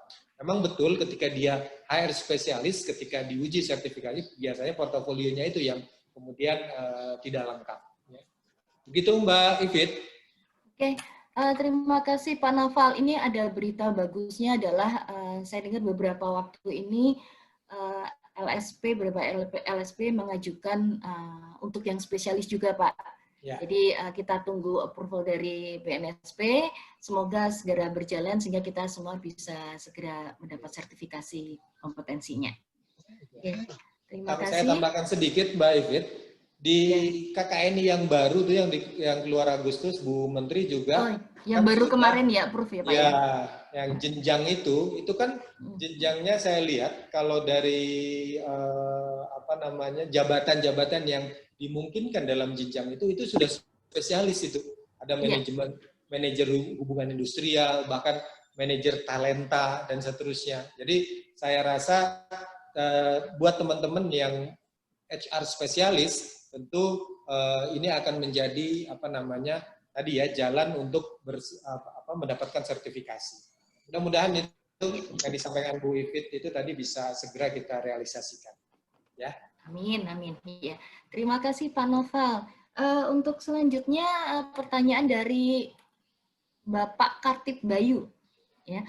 Bagaimana transformasi kompetensi SDM dengan adanya perubahan kondisi bisnis yang seperti tadi Pak ada hubungannya juga yang agile tadi ya Pak. Ya. Bagaimana transformasi kompetensi SDM dengan adanya perubahan kondisi bisnis yang cepat berubah baik teknologi maupun perilaku manusia, karyawan, konsumen, masyarakat, dan bagaimana indikator dan kriteria Indonesia maju sehingga SDM manager kita berkontribusi bagi target Indonesia maju. Ini kelanjutan yang agile tadi Pak, kemudian bagaimana bisa merubah perilaku dari karyawan, konsumen, masyarakat dengan kondisi yang cepat berubah seperti ini. Monggo silahkan. Ya, dari Pak siapa tadi? Kartip Bayu Pak. Pak Kartip, Pak Bayu ya? Mungkin. Ya. Pak Bayu ya, lebih mudah. Pak Bayu nih pertanyaannya bagusnya di ini nih, rapat terbatas kabinet ini. Luar biasa. Jadi memang begini, kita berangkatnya dari daya saing dulu ya, daya saing. Cuma memang dalam kondisi COVID-19 ini agak sulit mengukur daya saing, karena hampir semua setiap negara ini sedang berjuang ya untuk survive. katakanlah setahun atau 2 tahun sebelumnya gitu ya. Kita lihat misalnya di tingkat ASEAN, di tingkat Asia, sudah sampai mana ini daya saing kita. Nah, biasanya daya saing kemudian dihubungkan dengan HR Development Index misalnya seperti itu. Nah, kita kurangnya di mana seperti itu ya. Jadi sebenarnya bukan hanya di sisi human capital management atau human resource management. Artinya ini secara keseluruhan ya. Nah, memang ujian yang sekarang itu malah menurut saya dengan adanya COVID-19 ini ya Pak, ya kita tadi pertama harus bisa beradaptasi supaya survive. Yang kedua, bagaimana kemudian kita bisa bergerak cepat menjadi agile. Ya.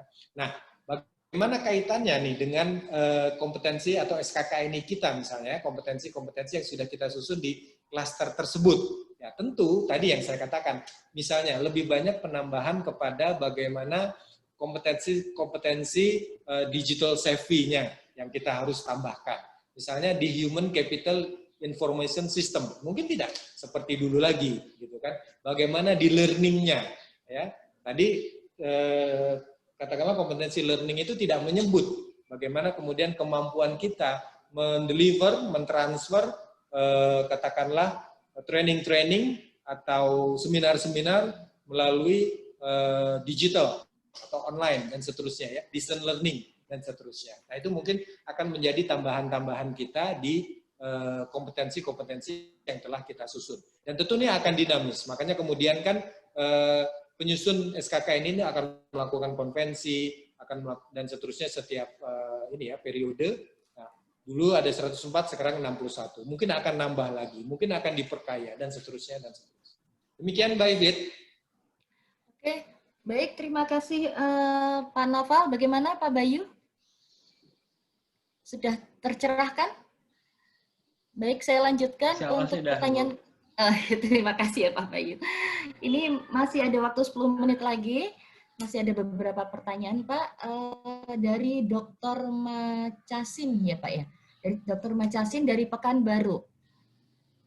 Ingin bertanya terkait dengan manajer SDM dari generasi milenial yang berhadapan dengan top manajemen dari generasi tua, Gen Y. Jadi ada gap di antara generasi milenial dan gap Y.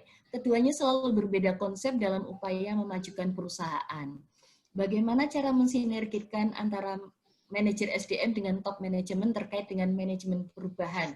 Gagasan dan ide dari kaum milenial selalu ditolak oleh top manajemen. Bagaimana menanggapi hal tersebut?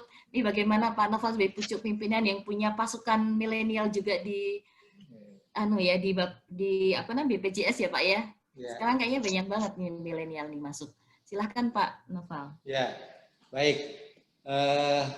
Seperti saya sampaikan tadi, ini mungkin tidak hanya dialami oleh Bapak ya, yang di Pekanbaru ini, juga di kita semua, termasuk di tempat saya.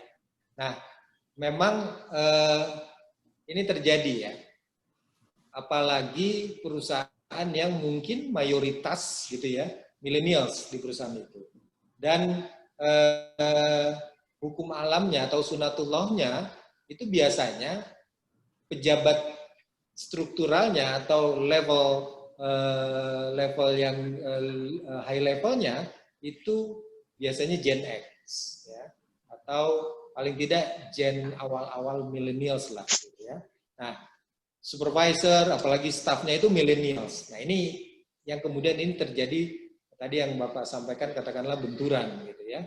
Jadi saya juga mengalami hal yang sama Pak, ketika saya interaksi ya, komunikasi, diskusi dengan teman-teman millennials, mereka punya keluhan seperti ini, Pak, atasan kami sluggish atau agak lambat atau prosedural atau apa gitu kan. Kemudian ada juga yang gaptek dan seterusnya gitu kan. Tuh. Nah, di sisi lain teman-teman para pimpinan itu kemudian juga mengeluh juga ke saya, dia bilang, Pak, ini rekrutan Bapak yang baru ini kok ini ya nggak kayak yang lalu-lalu, ini agak kurang sopan misalnya, terus kemudian susah diatur dan lain-lain dan seterusnya lah. Hal-hal yang negatif yang keluar dari kedua belah pihak. Tapi saya atau kita tidak bisa menyalahkan karena memang mereka lahir ya sesuai generasinya. Walaupun saya sering sampaikan ke teman-teman bahwa anak-anak milenial ini bukan orang lain ya, bukan yang baru turun dari UFO kemudian alien gitu kemudian datang ke bumi gitu, enggak, bukan. Mereka itu adalah anak-anak kita, adik-adik kita. Di rumah kan sama. Saya di rumah anak-anak saya Gen Z ya. Kemudian juga adik-adik saya misalnya saudara saya itu kan juga banyak yang Gen milenial. Tapi kok nggak ada masalah gitu ya? Ketika di kantor kenapa jadi masalah gitu kan? Nah itu. Nah, maka kemudian yang perlu kita lakukan adalah culture approach ya, bagaimana mendekatkan secara budaya, secara kultural ya. Kami 4 tahun lalu mengadakan satu acara semacam employee gathering itu ketika semuanya harus perform. Gitu. Nah, yang anak-anak muda itu diminta perform menyanyi atau dancing dan lain-lain itu lagu-lagu ketika tahun 70-an 80-an gitu ya. Jadi mereka harus pelajari itu. Oh, ini ternyata atasan kita dulu ini lagu-lagunya ininya begini nih. John Travolta, apa segala macam. Nah, di satu sisi teman-teman yang Gen X ini itu diminta untuk perform lagu-lagu sekarang gitu kan. Saya juga nggak tahu lagi ya. Jadi akhirnya K-pop. ya, AC/DC dan lain-lain lah, saya nggak tahu lah itu. Nah, setelah itu kemudian kita perform bareng gitu dalam satu itu. Jadi mereka akhirnya dari sisi itu, oh ini mereka lagu yang disenangi oleh mereka. Dari sisi itu dulu, kemudian baru kebiasaan-kebiasaan lain. Nah, sehingga akhirnya mereka saling bisa berinteraksi. Terus yang kedua, kita mengadakan ini sebelum COVID-19 ya, karena masih bisa di kelas offline gitu ya. Kita mengadakan pelatihan yang saya tawarkan atau cafeteria training. Ada satu pelatihan yang saya sebut cross generation training gitu ya. Jadi pesertanya itu boleh yang mau pensiun atau yang teman-teman yang baru masuk gitu. Dan itu tidak saya beri surat perintah ya. Itu siapa saja boleh ikut ya. Waktu itu saya menyediakan 3 kelas, satu kelas 30 orang, berarti 90 orang gitu ya. Tetapi yang mendaftar itu ada 900 orang. Jadi banyak yang ingin sebenarnya. Itu nanti dicampur dalam satu kelas 30 orang itu ya. Ya seperti anak sama bapak itu akhirnya itu kan, atau kakak dengan adik, kakak tertua dengan adik bungsu gitu kan. Nah, saya sempat masuk dalam satu pelatihan, lucu juga gitu. Banyak istilah yang satu tidak paham, satu nggak ngerti, satu ngerti, dan seterusnya ya. Lucu jadinya itu. Lucu dalam arti kemudian mereka akhirnya bisa mingle, bisa bekerja sama di luar pekerjaannya. Nah, sehingga ketika mereka masuk ke dalam unit kerjanya, nah mereka bisa unity, saya katakan unity across generation ya, bisa menyatu. Itu salah satunya. Kemudian cara-cara ya, bagaimana ketika kita mengimplementasikan nilai-nilai budaya.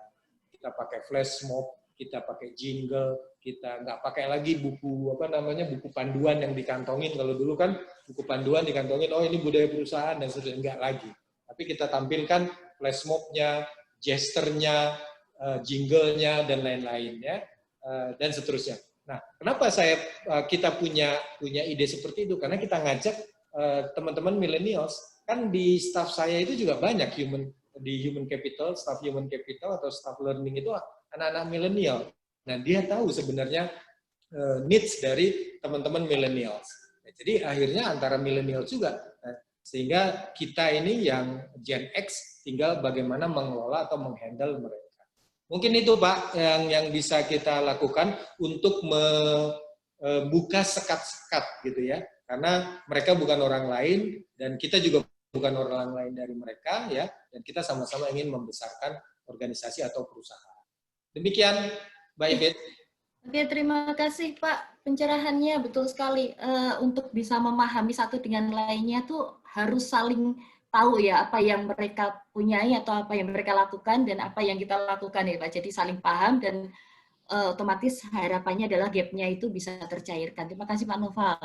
Ini masih ada beberapa pertanyaan, waktu kita tinggal 5 menit ya Pak Noval. Ya.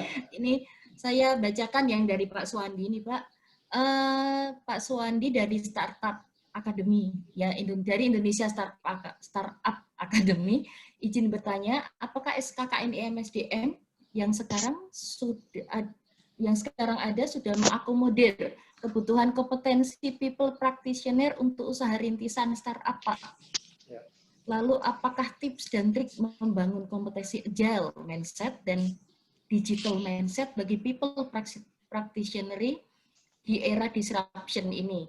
Upaya apa yang akan dilakukan untuk memperbesar peluang keberhasilan membangun kedua kompetensi ini? Silakan Pak. Baik, yang pertama memang kita secara khusus belum memasukkan, ya. Nanti Bapak bisa baca di bukunya di SKKNI-nya itu atau di buku yang sudah revisi dari Pak Sabta itu, ya, itu kita belum memasukkan secara khusus startup atau usaha rintisan, ya.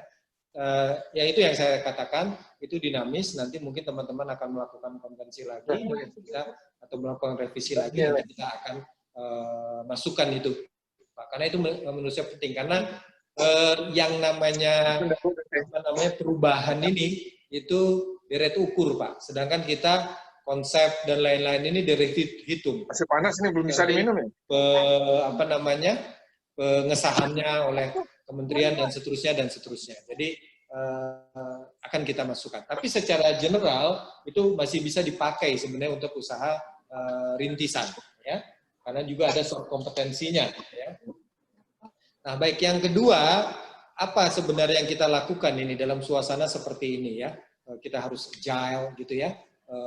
Dengan disrupsi yang beruntun ini, termasuk yang terakhir ini. Saya masih percaya, Pak, bahwa culture atau values itu yang menggerakkan itu semua.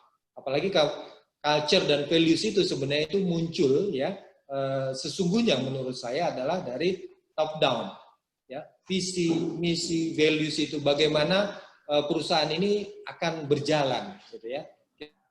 Kita belajar saja dari Google, ya, kemudian dari mungkin Gojek, ya, dan seterusnya itu memang dari sisi vision, mission, values yang memang terutama values sama culture yang memang kemudian ditanamkan kepada seluruh karyawan.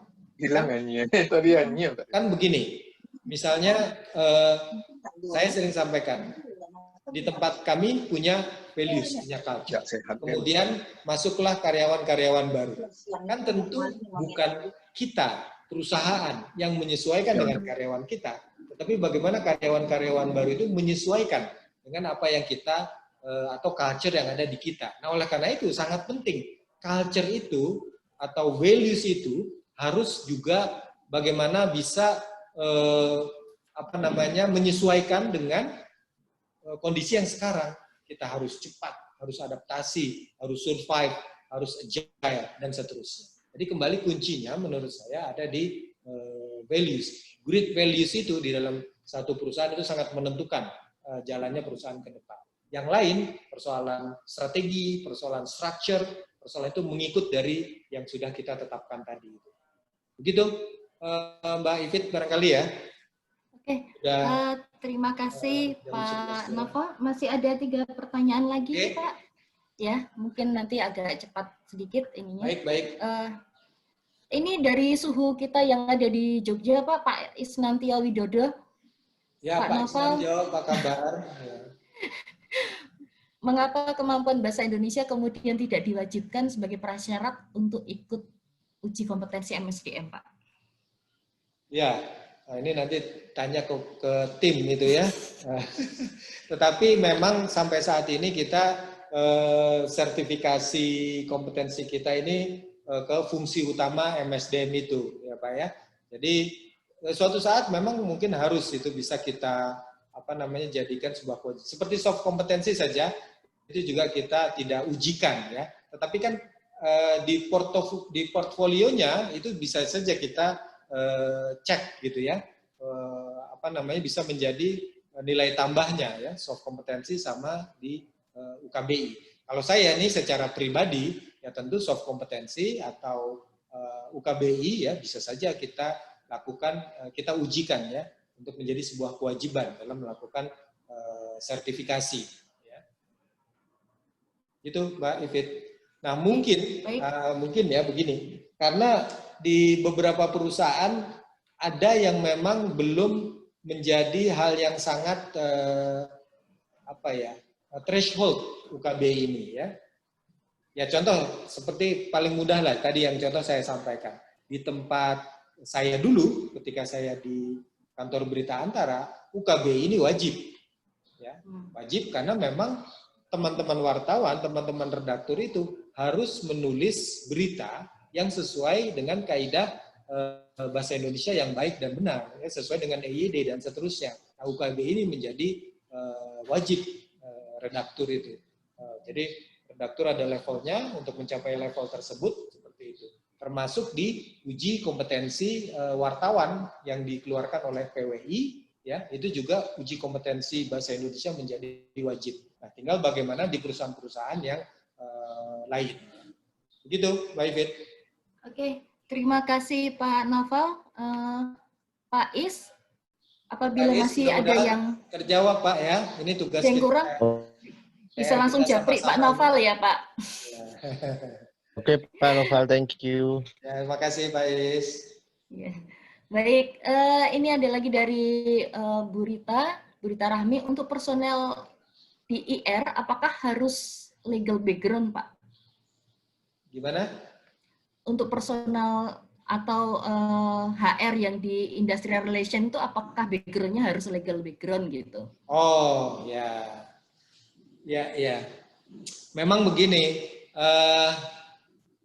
kalau menurut saya, kalaupun bukan background-nya legal atau sarjana hukum, katakanlah, paling tidak dia memahami. Karena kan di IR ini, industrial relation ini akan banyak berkaitan pekerjaannya dengan peraturan-peraturan, gitu kan? Ya. Jadi paling tidak dia punya, kalaupun bukan background pendidikan, tapi background pengetahuan ya di bidang legal.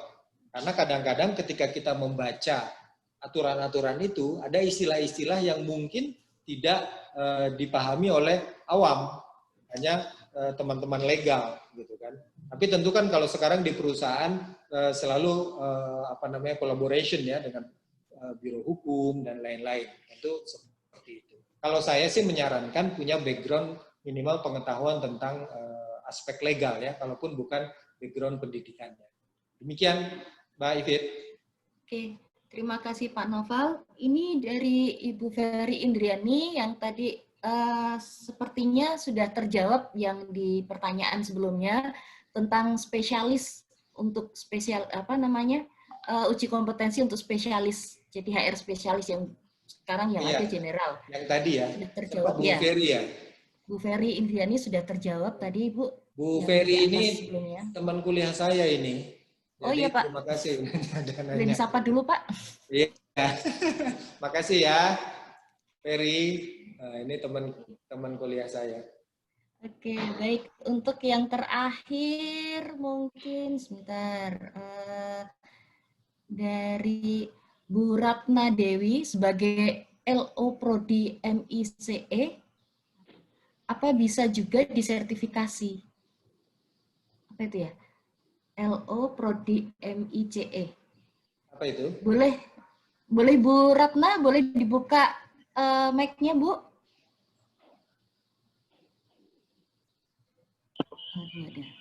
Ya, Assalamualaikum warahmatullahi wabarakatuh. Ya, kita di Prodi MICE, Meeting Incentive Convention Exhibition, itu kalau kebetulan saya dosen bahasa Inggris, jadi yang arahnya yang tepat adalah untuk mahasiswa adalah LO, Liaison Officer. Okay. Nah, kira-kira apakah tidak tumpang tindih itu karena BNSP juga mungkin atau sertifikasi lokal juga sudah ada dengan ya ini saya baru tahu ini ada GNIK ini apakah kaitannya dengan industri? Oh, ini kalau GNIKA, Pak Kusairi mungkin bisa membantu menjawab ini sebagai Direktur GNIKA Bogor.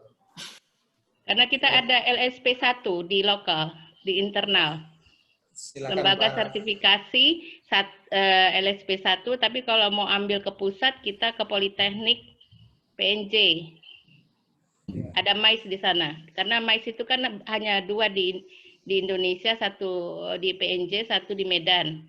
Ya, untuk ini ya, apa namanya, MICE ya, MAIS ya. MAIS ya. Coba Pak Kusairi barangkali karena bisa tanggung bantu, jawab Pak. saya adalah dosen bahasa Inggris, biasanya itu LO gitu. Ya.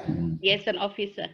Ya. Baik, coba ini apa untuk sharing ya. Untuk GNIKA ini Gerakan Nasional Indonesia Kompeten. Nah, ini sebetulnya bukan LSP, jadi beda. Kalau LSP-nya tadi yang disampaikan bahwa khusus untuk yang GNIKA ini, untuk LSP yang ada LSP untuk MSDM. Jadi tadi sudah disebut oleh Pak Noval juga, itu ada 10 sampai 15 lembaga sertifikasi profesi ya. Jadi GNIKA ini bukan LP atau bukan ini ya, jadi ada organisasi platform berbasis web. Jadi artinya bahwa siapapun bisa untuk masuk dalam masuk grup GNIKA. Tapi kalau untuk yang uji kompetensi tadi adalah setiap LSP ini beda-beda. Tapi kalau MAIS tadi sebetulnya nggak masuk di dalam LSP MSDM Bu Ratna ya. Jadi MAIS itu ada sendiri LSP ini kalau nggak salah.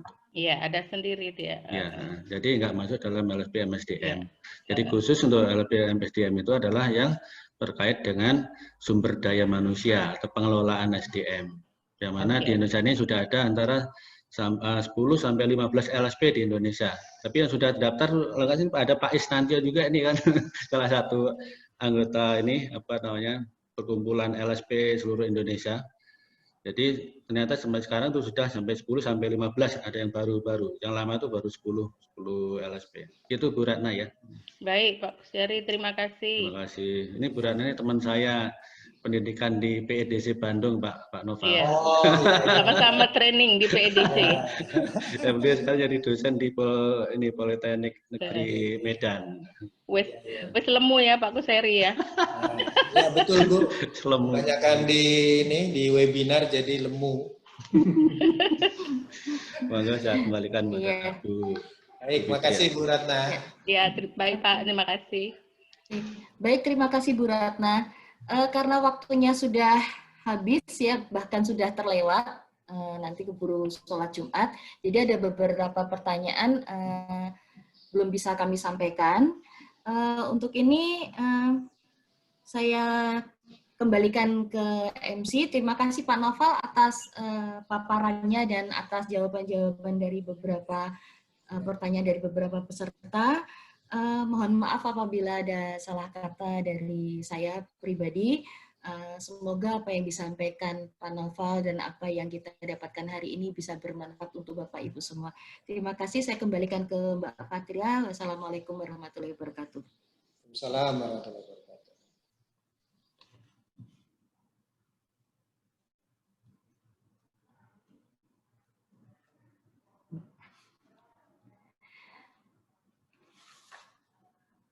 Untuk yang penanya 5 penanya terbaik nanti akan diumumkan oleh MC.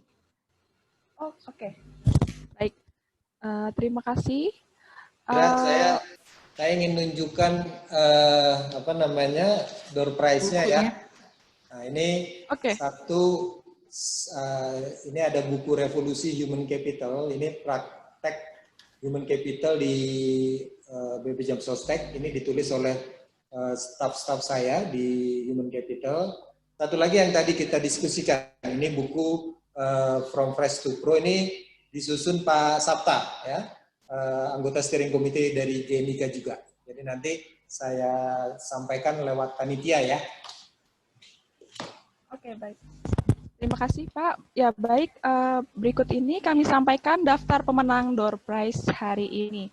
Sebentar, saya share screen terlebih dahulu. Ya, baik, sudah terbaca?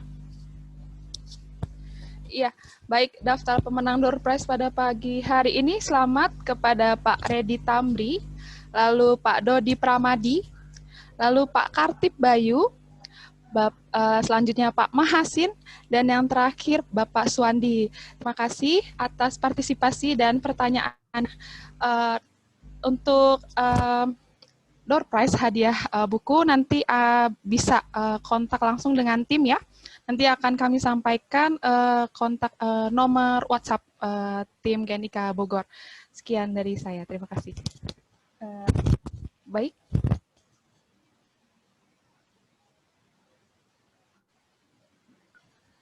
Oke.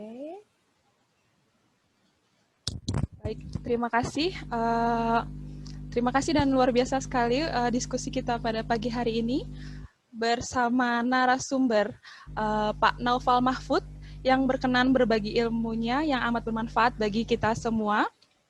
Lalu serta moderator kita Ibu Fitria Tatiana yang mampu mengatur jalannya diskusi dengan baik. Kami ucapkan selamat juga kepada para peserta yang telah mendapatkan hadiah door prize berupa buku ya dari Pak Naufal Mahfud. Baik, beranjak ke acara berikutnya. Mohon maaf, suara saya terdengar jelas? Terdengar, Mbak. Mbak, jelas. Oke, baik. Mohon maaf.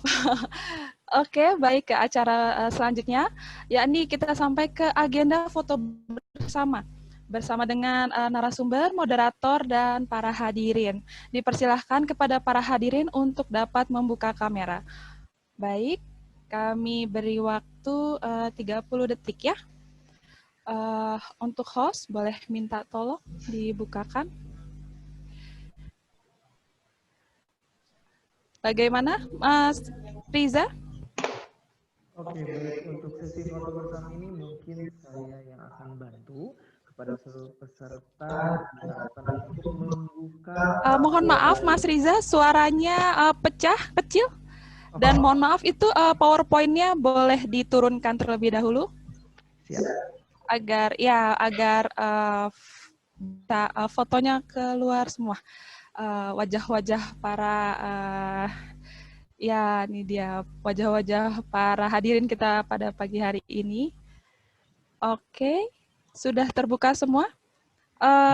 Untuk Bapak Ibu yang memiliki siap untuk membuka kamera bisa menyebutkan nama.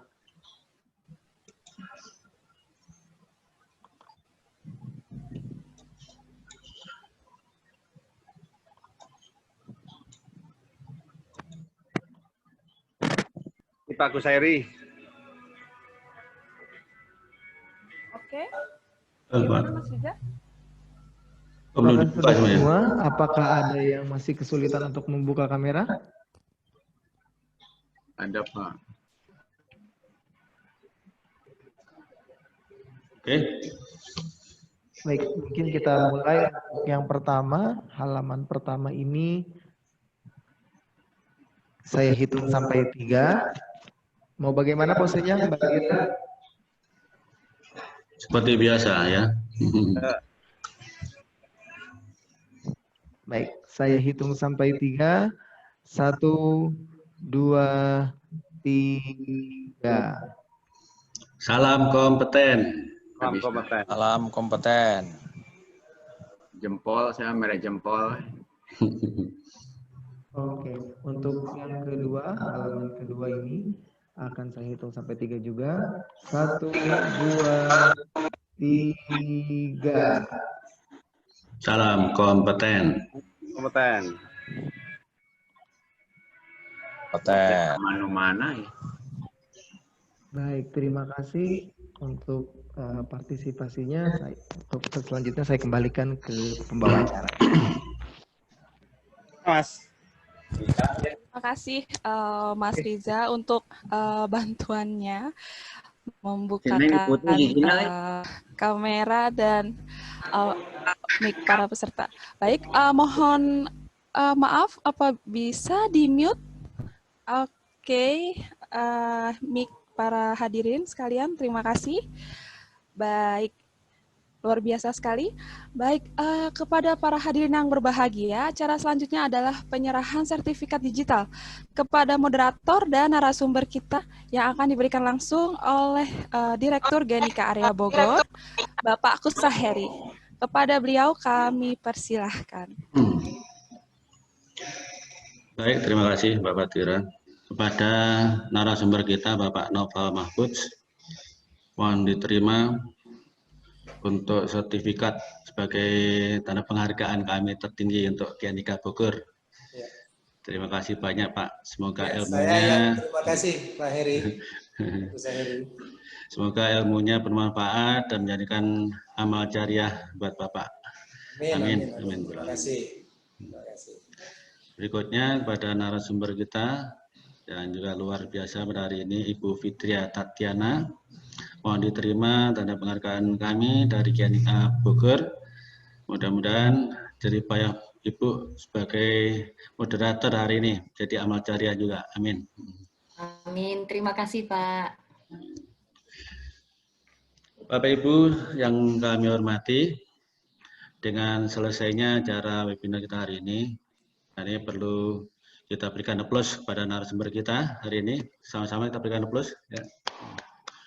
Luar biasa. Karena untuk mendapatkan beliau ini nggak susah.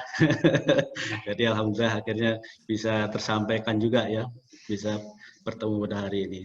Bapak Ibu sekalian yang kami hormati, untuk berikutnya nanti pada sesi untuk seri yang ke-13, insya Allah nanti dilakukan pada hari Selasa, tetapi waktunya malam hari, karena narasumbernya ini langsung dari Buenos Aires, Argentina. Beliau adalah sebagai duta besar Indonesia di Argentina untuk Argentina, Paraguay, dan Uruguay. Dan alhamdulillah, jadi ini kita bisa sharing dengan beliau, Ibu Nini. Ini pada malam hari, karena kalau di sana itu jam 9 pagi, jadi di kita jam 7 malam. Sehingga selesainya nanti sampai jam 9 malam.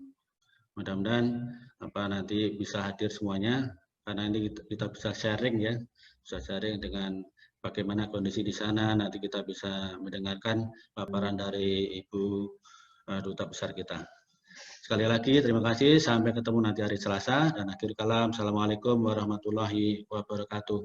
Waalaikumsalam warahmatullahi wabarakatuh. Terima kasih Pak Kus, Mbak Ivi, Mbak Fatira, teman-teman semua. Ya. Terima kasih Mas Noval. Pak Kus. Terima kasih. Baik, Pak Heri. Terima kasih Pak. Iya, baik. Terima kasih kepada. Oke, baik. Terima kasih kepada Pak Kus Heri atas penyerahan sertifikatnya. Mari sekali lagi kita berikan aplaus untuk moderator kita yang luar biasa serta narasumber kita yang lebih luar biasa lagi atas pemaparan materinya kali ini, luar biasa sekali. Dengan banyaknya pertanyaan yang banyak ada di kolom chat, saya bisa sampaikan bahwa acara hari ini luar biasa sukses.